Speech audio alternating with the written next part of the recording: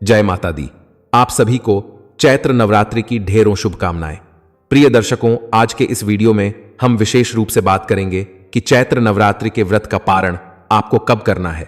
पारण को लेकर बड़ा संशय है, बहुत सारे आपके प्रश्न आ रहे हैं। तो पारण करना कब चाहिए? पारण नवरात्रि के अंतिम दिन नवमी को कर लेना चाहिए या दशमी तिथि को करना चाहिए? जो अष्टमी करते हैं उन्हें पारण कब करना चाहिए? और जो नवरात्रि का अनुष्ठान है, आपने घर में चौकी आदि लगाई है, जवारे बोए बोई है, अखंड ज्योत जलाई है, तो उसको उठाना कब है? विसर्जन कब करना है? विसर्जन के लिए शुभ मुहूर्त क्या रहेगा? किसके शास्त्रों में नियम क्या कहे गए हैं? किन नियमों का पालन करते हुए हमें विसर्जन करना चाहिए या चौकी आदि को उठाना चाहिए, कलश आदि को उठाना चाहिए? कन्या पूजन कैसे करना चाहिए? कन्या पूजन कब करना चाहिए? यदि कंजक ना मिले, कन्या ना मिले, तो आपको क्या करना चाहिए? क्या उपाय है इसके लिए? और कन्या जो बिठाने वाले हैं, कन्या पूजन के लिए उनकी आयु कितनी होनी चाहिए? किस उम्र की कन्या आप कन्या पूजन के लिए बिठा सकते हैं? इस प्रकार से संपूर्ण शास्त्रीय जानकारी, नवरात्रि का विसर्जन कैसे करना है, पारण कैसे करना है, पूर्ण कैसे करना है और अंतिम दिन पर पूजा पाठ आदि कैसे करना है। कन्या पूजन अष्टमी को करना है या नवमी को करना है? अष्टमी कब है, नवमी कब है? ये सारी जानकारी आपको इस वीडियो में एक साथ प्रदान की जाएगी। आपसे वीडियो यदि थोड़ा सा भी उपयोगी लगे तो कृपया एक बार लाइक अवश्य कर दीजिएगा। परमेश्वरी का आशीर्वाद प्राप्त करने के लिए और अपने नवरात्रि अनुष्ठान की सफलता के लिए कमेंट बॉक्स में अवश्य लिखिएगा, जय माता दी। माता के आशीर्वाद से आपका अनुष्ठान सफल होगा और आपके जीवन के संकटों का नाश होगा। आप देख रहे हैं, आज के समय में हर त्योहार पर ढेरों भ्रम फैलाए जाते हैं, लेकिन भक्ति और शक्ति का फल तभी मिलता है जब जानकारी वास्तविक और शास्त्र सम्मत हो। अगर आप भी चाहते हैं कि धर्म और शास्त्रों की हर सटीक बात आप तक सबसे पहले और सबसे सही तरीके से पहुंचे, तो अभी अपने इस परिवार वास्तविक जानकारी को सब्सक्राइब करके बेल आइकन जरूर दबा दें, क्योंकि यहां हम सिर्फ खबर नहीं, प्रमाण देते हैं। चलिए अब विस्तार से जानते हैं कि नवरात्रि पारण की। प्रिय दर्शकों, नवरात्रि 8 दिन का अनुष्ठान होता है। कभी अगर किसी तिथि की घटक बढ़क भी हो तो 8 दिन भी हो जाते हैं और कई बार 10 हो जाते हैं। अब नवरात्रि के पारण को लेकर बड़ा असमंजस रहता है लोगों में कि नवरात्रि के व्रत का पारण कब करना चाहिए। नवमी तिथि को ही व्रत खोल लेना चाहिए या दशमी तिथि को व्रत खोलना चाहिए? जो व्रत रखते हैं ये तो उनके लिए, और जो लोग 9 दिन के नियम धारण करते हैं, जिन्होंने खेतड़ी बोई है, ज्वारे बोए हैं, अखंड ज्योत जलाई है, कलश स्थापित किया है, चौकी लगाई है माता की, तो उनको कलश चौकी आदि को कब उठाना है, कब हटाना है और कब विसर्जन करना है, इसको लेके बड़ा असमंजस रहता है लोगों में। इसका एक कारण तो यह है कि बहुत सारे लोग अष्टमी करते हैं और बहुत सारे लोग नवमी करते हैं। तो मैं सबसे पहले आरंभ करता हूं अष्टमी और नवमी का क्या विधान है यहां से, फिर मैं विसर्जन और पारण पर आऊंगा। प्रिय दर्शकों, आप अष्टमी को कन्या पूजन करें या नवमी को कन्या पूजन करें, इसमें कोई दोष नहीं है। दोनों ही दिन कन्या पूजन के लिए उत्तम कहे गए हैं। यहां तक कि शास्त्र कहते हैं कि नवरात्रि में आप किसी भी दिन कन्या पूजन कर सकते हैं। कन्या पूजन का विप्राय यह नहीं है कि आज आपका नवरात्रि अनुष्ठान पूर्ण हो गया या आज आपके नवरात्रि पूर्ण हो गए। देवी पूजन का विप्राय यह नहीं है कि आज आपके नवरात्रि पूर्ण हो गए। कुछ लोग क्या करते हैं, अष्टमी को देवी पूजन करते हैं, कन्या पूजन करते हैं, कहते हैं जी हमारे नवरात्रि पूर्ण हुए। ये हमारे आपके कुछ नहीं होते हैं। अगर नवरात्रि आप शास्त्रीय विधान जानना चाहते हैं तो नवरात्रि का विप्राय ही है। नवरात्रियों से माता के नवरात्रि की पूजा होती है और 10वें दिन होता है पारण, या कहे कि विसर्जन या पूर्णता और विसर्जन का पूजन। यह है विधान नवरात्रि का। इस बार यह कब करना है, कैसे करना है, समय क्या रहेगा, यह मैं जानकारी आगे दूंगा। इसमें एक और विधान भी आता है विसर्जन का या पारण का। उस विधान के मैं भी आपको बताऊंगा कि और दूसरा विधान क्या है। विसर्जन और पारण का अभी हम अष्टमी और नवमी को एक बार समझ लेते हैं। तो अष्टमी और नवमी 2 तिथियां देवी के पूजन के लिए, कन्या पूजन के लिए है। नवरात्रि के पारण के लिए या नवरात्रि की पूर्णता से इनका कोई लेना देना नहीं है। किसी के घर में अष्टमी को देवी पूजी जाती है, किसी के घर में नवमी को देवी पूजी जाती है। ये ठीक वैसे ही है जैसे कोई शीतला पूजा सप्तमी को करता है, कोई सोमवार को करता है, कोई अष्टमी को करता। ये सबकी अपनी मान्यताएं हैं। इसको ऐसे समझिए कि प्राचीन समय में जब कबीले हुआ करते थे तो एक कबीले ने वहां के परंपराओं के अनुसार अष्टमी को निर्धारित कर दिया। आसपास तक सूचना अधिक जाती नहीं थी। दूसरा कबीला जो था वो नवमी को देवी पूजन करने लगा। वो अपनी इच्छाओं के अनुसार उन्होंने अपना निर्धारण कर लिया। अब वो कबीले धीरे धीरे बड़ी बड़ी समुदायों में बनते चले गए। वो समुदाय पूरी दुनिया में फैलते चले गए और ये आज हम इस स्थिति में पहुंच गए हैं जहां एक पड़ोसी अष्टमी को करता है, दूसरा नवमी को करता है। दोनों में कोई गलत नहीं है, दोनों ही दिन शुभ है और उतने ही मंगलकारी हैं। पर यह फिर बताऊं आपको कि अष्टमी पूजने वाले अष्टमी के दिन देवी का चौकी का विसर्जन ना करें, चौकी को ना उठाए, ना ही ये समझे नवरात्रि पूर्ण हो गई। नवरात्रि के नियम तो आपको नवमी तक आप निभाने ही होंगे। आपके घर में देवी पूजन अष्टमी को किया है आपने, नवरात्रि के नियम 9 दिन के होते हैं। उसका आपके अष्टमी देवी पूजन से कोई लेना देना नहीं होता। इस ब्रह्मांड में 9 दिनों का जो नियम कहा गया है उसका पूरा प्रभाव 9 दिनों तक रहता है। ऐसा नहीं कि किसी के यहां अष्टमी होती है तो उसके लिए प्रभाव 8 दिन में समाप्त हो जाएगा। तो सबसे पहले इस बात को ध्यान दे कि केवल देवी पूजन आप अष्टमी को कर रहे हैं। नवरात्रि का समापन आपका नवमी के बाद ही होगा। इस वर्ष कब है अष्टमी? इस वर्ष अष्टमी रहेगी प्रिय दर्शकों 26 तारीख को। 26 मार्च को अष्टमी रहेगी। अब आप कहेंगे पंडित जी 26 मार्च को ही कुछ लोग नवमी भी कह रहे हैं, तो क्या नवमी भी 26 को ही करनी है क्या? उस विषय पर मैं आगे आऊंगा, अभी बताऊंगा उसको भी विस्तार से। अभी हम जानते हैं कि कन्या पूजन आप जो करेंगे तो कन्या पूजन कैसे करना चाहिए, कितनी कन्या चाहिए, कन्या ना मिले तो क्या करें। प्रिय दर्शकों, कन्या पूजन आप अष्टमी को करें, नवमी को करें, चाहे सप्तमी को करें। नव कन्याओं का विधान कहा गया है। मां दुर्गा की 9 स्वरूप कहे गए हैं। उसी के अनुसार 9 कन्याएं होनी चाहिए और एक बालक होना चाहिए, एक लड़का होना चाहिए। इस प्रकार से इन 10 को आप निमंत्रित कीजिए, प्रेम से अपने घर पे लेके आइए, उनका स्वागत कीजिए। यह सोच के चलिए कि देवी स्वयं आपके घर आ रही हैं। प्रेम से उनको उनके पद प्रक्षालन कीजिए, प्रेम से उनके पैर धुलाइए, पैर धुला के एक साफ टावल से पोंछ दीजिए, उनको तिलक कीजिए, मौली बांधिए, अक्षत लगाइए और फिर उन नव देवियों को भोजन कराइए। अब आज के समय क्योंकि देवियों को बहुत सारे घरों में जाना होता है तो भोजन तो कर नहीं पाती है, तो खीर, पूरी और हलवा, उस पर काले चने जो होते हैं ना बनाते हैं, विशेष रूप से ये सभी रखिए। जो भी दक्षिणा आप अर्पित करना चाहते हैं उनके लिए वह दक्षिणा रखिए और कुछ उपहार लाए हों। कुछ लोग लाते हैं, कोई पर्स लाता है, कोई कपड़े लेके आता है या कोई जियोमेट्री बॉक्स, अलग अलग प्रकार की सामग्रियां लाते हैं। लोग तो जिसकी जैसी सामर्थ्य और समझ है उसके अनुसार जो भी आप लाइए वो सब आप एक एक करके उन 9 देवियों को दीजिए। उसके बाद उनसे पैर छू के आशीर्वाद लीजिए। एज आपको इन 9 देवियों का पूजन करना होता है। और 10वां, जिसे लोग लांगुर कहते हैं, लोकड़ा कहते हैं, अपने अपने नाम हैं, पर यह कहूं कि एक बालक आता है, एक लड़का आता है और उसको भी उसी प्रकार से पूजना चाहिए और सभी सामान उन्हें भी देना चाहिए और अंत में आशीर्वाद लेना चाहिए। अब प्रश्न उठेगा कि पंडित जी अगर कन्याएं ना मिले तो क्या करें?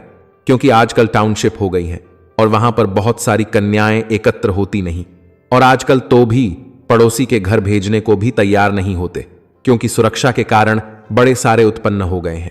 ऐसी अवस्था में क्या करें?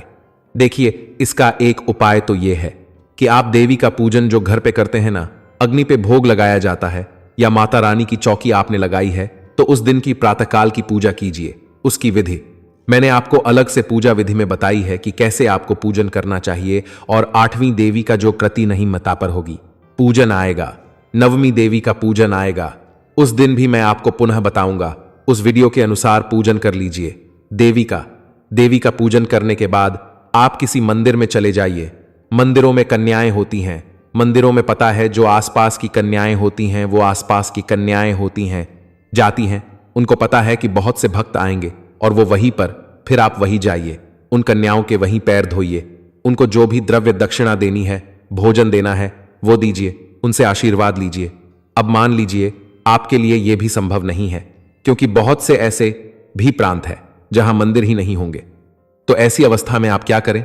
आप प्रयास कीजिए कि कोई एक कन्या यदि आपको मिल जाए तो एक कन्या को आप घर पे बुला लीजिए, उन एक कन्या का पूजन कीजिए, बाकी 8 कन्याओं की उसी प्रकार से प्लेट लगा के निकाल दीजिए। संकल्प कर और आप यह संपूर्ण भोजन गाय माता को अर्पित कर दीजिए। गाय को खिला दीजिए, 1 कन्याओं को अर्पित कर दीजिए, गाय को खिला दीजिए। जो द्रव्य दक्षिणा है वो या तो गाय के चारे में गौशाला में दे दीजिए, या कोई भी योग्य ब्राह्मण आपके आसपास हैं तो उन ब्राह्मण देवता को दे दीजिए। इस प्रकार से भी आप कन्याओं का 9 कन्याओं का जो विधान है उसको पूर्ण कर सकते हैं, उसका पूरा लाभ ले सकते हैं। अब प्रश्न उठता है, इनकी आयु कितनी होनी चाहिए? बालिकाओं की कन्या पूजन जब आप कर रहे हैं तो कन्याओं की आयु 9 वर्ष से अधिक हो तो सर्वोत्तम है। 9 वर्ष से कम आयु की बालिकाएं भी होनी चाहिए जिनका आपको पूजन करना चाहिए। जो आप इनको सामग्री दे रहे हैं ना, आप वो सभी सामग्री को जब आप पूजन करेंगे उसी समय उन सब पे भी हाथ फेरना है, या ये कहे उनकी भी पूजा करनी है। जो देवी के यहां पूजा कर रहे हैं उन सभी पे मौली अर्पित कीजिएगा, और जो उनके प्लेट्स हैं उस पे तिलक कर दीजिएगा, अक्षत अर्पित कीजिएगा और हाथ में जल लेके उनके चारों तरफ घुमा के छोड़ दीजिएगा कि हे मातेश्वरी, ये नव कन्याओं के निमित्त मैं अर्पित कर रहा हूं या कर रही हूं, इसे आप स्वीकार करें। और जब कन्याएं आए तो उनको दे दीजिएगा सामग्री को। बाकी पूरी पूजा विधि का वीडियो आप अवश्य देख लीजिएगा, उससे आपको बहुत लाभ होगा। और हवन कैसे करना है, क्योंकि इस दिन हवन का भी विधान है। सभी लोग नहीं करते, पर करते हैं तो बहुत अच्छा है। हवन कैसे करना है इसकी जानकारी भी मैंने आपके लिए अपलोड की है। हवन का वीडियो भी मैंने बनाया है, तो उसका भी आप लाभ लीजिएगा। अब आते हैं हम अपने मूल प्रश्न पर कि पारण हमें कब करना है, चौकी का विसर्जन कब करना है, जवारे आदि जो खेचड़ी आदि बोए हैं उन सबको कब उठाना है, चौकी कब उठानी है। तो प्रिय दर्शकों, शास्त्रीय नियम यह कहता है कि हमें नवरात्रि का पारण, विसर्जन ये सभी दशमी तिथि को करना चाहिए, क्योंकि 9 दिन की पूजा का देवी का अनुष्ठान है। नवरात्रि की पूजा का देवी का जो अनुष्ठान है, इसका नियम है हमें 10वें दिन इसका विसर्जन, चौकी को उठाना और पारण आदि कार्य करने चाहिए। कहीं कहीं यह भी प्रावधान दिया गया है कि आप दशमी तिथि में भी चौथे प्रहार यह कार्य कर सकते हैं। तो अब मैं बताऊं, इस वर्ष 2026 में यह कार्य आपको कब करना है, उससे पहले जानना आवश्यक है कि यह कार्य करना कैसे है। बहुत से लोगों के मैंने कमेंट्स पिछले कुछ वीडियोस पर पढ़े हैं। लोग कहते हैं, पंडित जी हम तो 8 दिन तक व्रत करते हैं, 9वें दिन देवी का पूजन करते हैं, कन्या का पूजन करते हैं और भोजन कर लेते हैं, पालन कर लेते हैं। क्या यह सही विधान है? नहीं, यह सही विधान तो नहीं है। कन्या पूजन आप नवमी को कर लिया, बहुत उत्तम है। इसके 2 कारण हैं। एक तो ये कि अगर आप अनुष्ठान कर रहे हैं तो उसका पारण जो होगा वो दशमी तिथि को ही होगा, या नवमी की समाप्ति के बाद दशमी के चौथे प्रहर में ही आपको करना चाहिए। और इसका दूसरा बड़ा कारण यह है क्योंकि जो चैत्र नवरात्रि की नवमी होती है यह राम नवमी होती है। राम नवमी का व्रत करोड़ों सूर्य ग्रहण से अधिक पुण्य देने वाला होता है। यह साधारण व्रत नहीं है। जिस प्रकार से जन्माष्टमी का व्रत करते हैं, महाशिवरात्रि का व्रत करते हैं, आप रामनवमी का व्रत क्यों नहीं करते? अगर नहीं करते तो यह अनुचित करते हैं। आपको रामनवमी का व्रत अवश्य करना चाहिए। यह आपका कल्याण करने वाला है और उतना ही महत्वपूर्ण, यहां तक कि शास्त्र तो इसे जन्माष्टमी से भी अधिक महत्वपूर्ण कहते हैं। इसीलिए मैं कहूंगा कि आपको नवरात्रि में नवमी तिथि को भी व्रत करना चाहिए, राम नवमी का व्रत करना चाहिए, और पारण जो है वो दशमी तिथि को ही करना चाहिए, अर्थात अगले ही दिन करना चाहिए। अब प्रश्न उठता है कि नवमी तिथि है कब?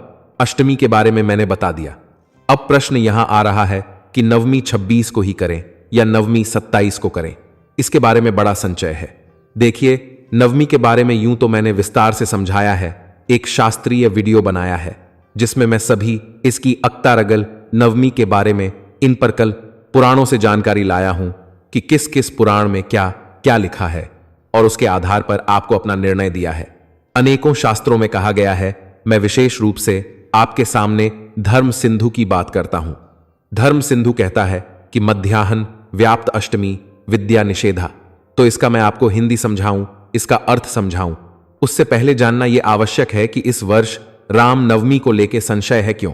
प्रिय दर्शकों, इसका कारण यह है कि राम नवमी जो तिथि है ना, वो इस वर्ष 2026 में शुरू हो रही 26 मार्च को सुबह 11:48 पर और 27 मार्च को ये 10:06 पर समाप्त होगी, और कुछ स्थानों पर यह दोपहर को 12:07 तक रहेगी।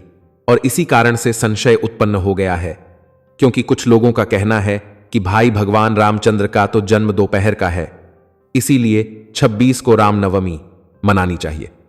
अब लोग जो हैं शास्त्रों को जाते हैं, केवल ये देखते हैं कि भगवान का जन्म कितने बजे का है। वो ये नहीं देखते कि और क्या क्या चीजें उस समय कैसी थी, उनके अनुसार निर्णय किया जाता है। तो मैं बड़ी बात बताता हूं, जैसा मैंने अभी बताया कि दिन द्वय मध्याह्न व्याप्त अष्टमी विद्या निषेधा। तो हमारे शास्त्र कहते हैं कि यदि नवमी 2 दिन मध्याह्न व्यापिनी हो या नहीं भी हो, तब दशमी विधा नवमी वाले दिन ही यह व्रत करना चाहिए, क्योंकि राम नवमी के निर्णय में अष्टमी विधा का वेद निषेध मान। अगर अष्टमी का विधन हो गया हो, नवमी का विधन अष्टमी ने कर दिया हो, अर्थात सुबह अष्टमी है और फिर नवमी आई है, तो वह दिन त्याग्य है। उस दिन भूल के भी राम नवमी नहीं मनानी चाहिए। चाहे उस दिन प्रभु का जो अप्रिय नक्षत्र है जिसमें भगवान का जन्म हुआ है वह उस दिन आ रहा हो तो भी नहीं मनानी चाहिए। साथ यदि अष्टमी विधा में पुनर्वसन नक्षत्र भी आ जाए दोपहर के समय, तो भी रामनवमी उस दिन नहीं मनाए। जिस दिन दशमी विधा हो उस दिन मनाना उचित है। तो इसी नियम के आधार पर रामनवमी 27 तारीख को मनाई जाएगी। प्रिय दर्शकों, अष्टमी आप 26 तारीख को कीजिए, रामनवमी आप 27 तारीख को कीजिए। अब बात करते हैं कि रामनवमी 27 को अगर आप कर रहे हैं तो पारण कब करेंगे। आप पारण करेंगे 28 तारीख को। चाहे आप नवरात्रि के व्रत कर रहे हैं तो नवरात्रि के व्रत का पारण भी, और रामनवमी का व्रत कर रहे हैं तो उसका भी पारण आप 28 को ही करेंगे। पारण का विधान 28 का ही कहा गया है। 28 तारीख को पारण के लिए समय क्या रहेगा? 28 तारीख को सूर्योदय से और 8:45 के बीच में आपको पारण कर लेना चाहिए। यही श्रेष्ठ कर है, क्योंकि उसके बाद एकादशी लग जाएगी। चौकी आदि विसर्जन कब करना है, चौकी आदि कब हटानी है, चौकी आदि का जो उठाने की प्रक्रिया है यह भी आप 28 तारीख को ही करेंगे। तो कैसे उठाना है, अंतिम दिन की पूजा कैसे होगी, इसका वीडियो मैंने अलग से बना दिया है, आपको शीघ्र ही प्राप्त जाएगा। उसके अनुसार आप अंतिम दिन की पूजा कीजिए और पूजन आदि करके, विसर्जन करके, पारण करके और आप लाभ लीजिएगा। हां, यदि आप केवल नवरात्रि का ही अनुष्ठान कर रहे हैं, आप नवमी का व्रत नहीं कर रहे हैं, तो 27 तारीख को 2:12 के बाद भी आप पारण कर सकते हैं। और 27 तारीख को 2:12 के बाद आप केतड़ी आदि और जवारे आदि जो बोए हैं उनका विसर्जन कर सकते हैं। चौकी को हटा सकते हैं, उठा सकते हैं, कलश आदि उठा सकते हैं। 27 को भी यदि आप केवल नवरात्रि की पूजा कर रहे हैं, पर मैं यही कहूंगा कि नवमी को अवश्य भगवान रामचंद्र के निमित्त व्रत कीजिए। और सबसे उत्तम तो यही रहेगा कि आप 28 तारीख की सुबह में ही चौकी आदि को उठाइए, कलश आदि को हटाइए और पारण आदि कीजिए। नवमी के दिन पूजन के लिए उत्तम मुहूर्त रहेगा 11:13 से और 1:41 तक, और अष्टमी का पूजन 26 मार्च को करेंगे सुबह 6:00 से 7:28 तक, या फिर 11:01 से और 11:49 तक। ये थी जानकारी अष्टमी, नवमी, पारण और विसर्जन के बारे में। जानकारी थोड़ी भी अच्छी लगी हो तो एक बार वीडियो को लाइक कीजिएगा, जितना हो सके शेयर कीजिएगा, और कमेंट बॉक्स में लिख के अपनी राय दे सकते हैं। मां सबका कल्याण करें। जय माता दी।